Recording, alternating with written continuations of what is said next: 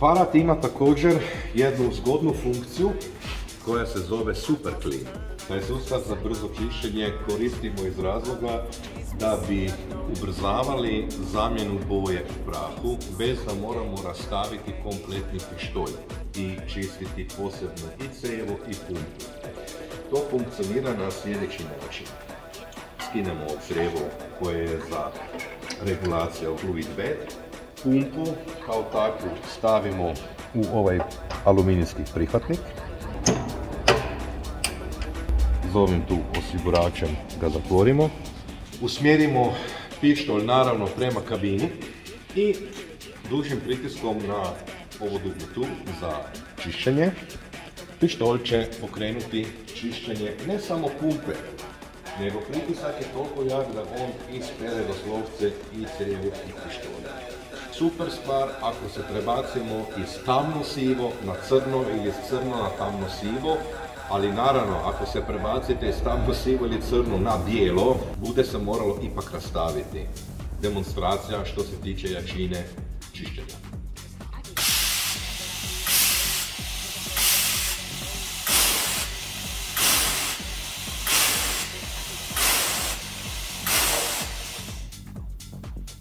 Sada je to očišćeno, vratimo pumpu na svoje mjesto i to je to.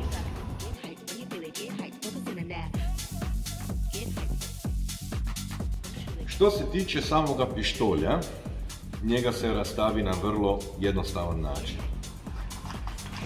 Počarafimo prednji dio. Isčupamo elektrodu van. Vidimo što je.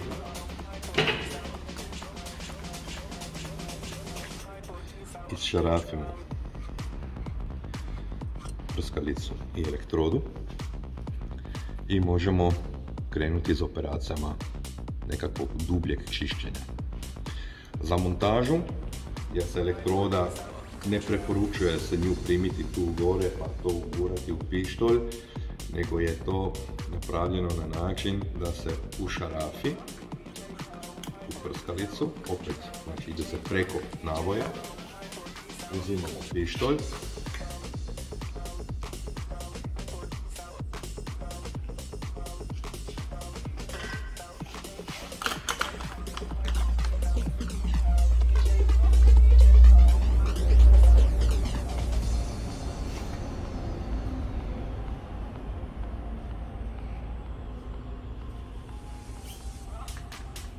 ideš